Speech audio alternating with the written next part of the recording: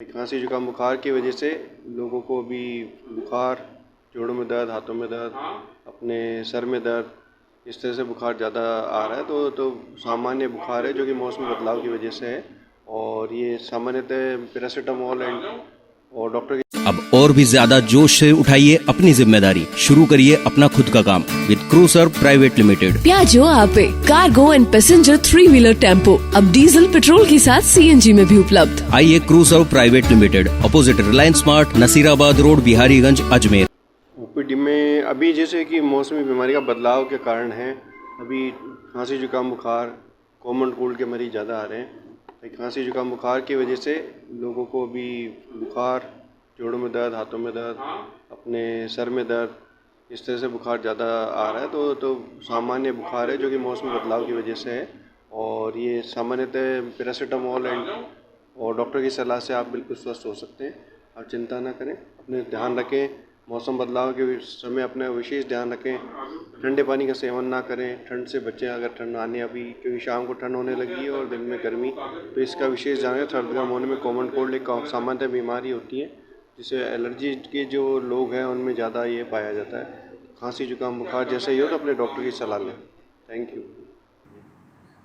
निश्चित रूप से इस बदलते मौसम में हम जो अक्सर देखते आए हैं इतने सालों से, खांसी ज़ुकाम की बीमारी बहुत कॉमन होती है।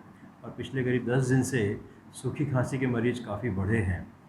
वो मरीज़ सिर्फ खांसी से पीड़ित हैं, कभी कभी उनका हल्का बुखार, कभी कभी नाक बहने वाली शिकायत है, लेकिन खांसी है और रिलेटिवली और दिनों के मुकाबले ये खांसी, सूखी खांसी लंबी चल रही है।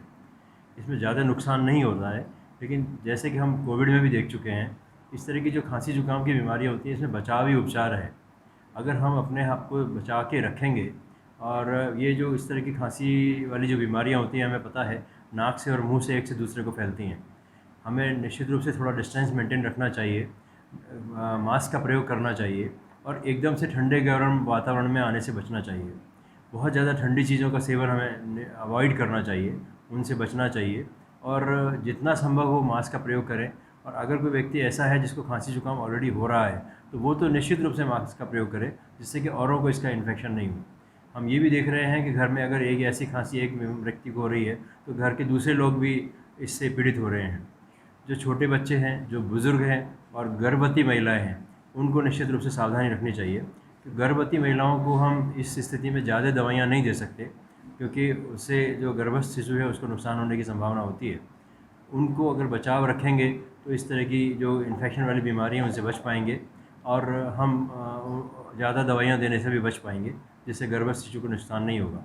तो फाइनल मैसेज यही है कि बचाव ही उपचार है। अगर चीज़ कंट्रोल से बाहर है तो मैंने ये भी देखा है कि लोग अपनी मर्ज़ी से केमिस्ट के पास जाके दवा ले लेते हैं, और वो एक बहुत ख़तरनाक चीज़ है। आपको बजाय अपनी मर्ज़ी से केमिस्ट के पास दवा लेने के आउटडोर में आएँ, डॉक्टर की सलाह लें। उनको अगर उचित लगेगा तो एंटीबायोटिक देंगे, अगर उचित नहीं लगेगा तो सिंपल जो जिनको हम सिम्प्टोमेटिक ट्रीटमेंट बोलते हैं वो दिया जाएगा। लेकिन अपनी मर्ज़ी से दवा लेना ज़्यादा खतरनाक है, बजाय कि डॉक्टर को दिखाना और उसकी सलाह पे दवा लेना। सर, इस समय डेंगू की भी शिकायत ज़्यादा चल रही है। डेंगू पहले थोड़े दिनों पहले काफ़ी ज़्यादा था, अभी रिलेटिवली डेंगू कम है, लेकिन फिर भी डेंगू के पेशेंट हमारे पास आ रहे हैं। और लेकिन डेंगू में मैं पहले भी एक बार कह चुका हूँ कि डेंगू में हमने नुकसान नहीं देखा है। डेंगू में जैसे दिल्ली में या यूपी में जब हम खबरें सुनते हैं कि वहाँ नुकसान हो रहा है मरीजों को, लेकिन यहाँ हमने नुकसान नहीं देखा। डेंगू के मरीज आते हैं, कुछ प्लेटलेट कम होते हैं, लेकिन 1-2 दिन की, 5-7 दिन की, 10 दिन की दवाइयों से वो ठीक भी हो रहे हैं और उनको बहुत ज़्यादा प्लेटलेट की कमी नहीं आ रही है। डेंगू में जो पहले भी मैंने एक बार कहा हुआ है कि हमें प्लेटलेट की संख्या से घबराने की ज़रूरत नहीं है। हमें देखना ये है कि प्लेटलेट की कमी से कोई और नुकसान तो नहीं हो रहा, जैसे नाक में से खून आ रहा है, बलगम में से खून आ रहा है या टट्टी पेशाब में से खून आ रहा है। ऐसी स्थिति होने पर या शरीर में चकत्ते हो रहे हैं, ऐसी स्थिति में तो हमें निश्चित रूप से भर्ती होना है। लेकिन साधारण हमने देखा करीब 15,000, 25,000, 40,000 प्लेटलेट आ रहे हैं, वो ठीक भी हो जाते हैं। 3 से 5 दिन के ऑब्जर्वेशन से ये ठीक भी हो जाते हैं, विशेष दवा की आवश्यकता नहीं है। डेंगू एक साधारण वायरल बीमारी है, उसका जो कॉम्प्लिकेशन है वो ख़तरनाक है, लेकिन डेंगू खुद से कोई बहुत ज़्यादा नुकसानदेह नहीं होता जब तक कि इसमें प्लेटलेट की संख्या में बहुत कमी नहीं आती या ब्लड प्रेशर फॉल नहीं होता या फेफड़ों में या पेट में पानी नहीं भरता, तब तक ये बीमारी बहुत ख़तरनाक नहीं है। इसलिए ऑब्जर्वेशन ज़्यादा ज़रूरी है, फॉलोअप ज़्यादा ज़रूरी है। हमें ये ध्यान रखना है कि अपनी मर्ज़ी से दवा नहीं लें। पुनः मैं कहता हूँ कि हम साधारण खांसी जुकाम बुखार मानते हुए डॉक्टर आपने केमिस्ट से जाके दवा ले ली या अपनी मर्ज़ी से दवा ले ली कि पिताजी को ये दवा लिखी थी तो माताजी को भी यही दवा दे दें, खुद भी ये दवा दे दें।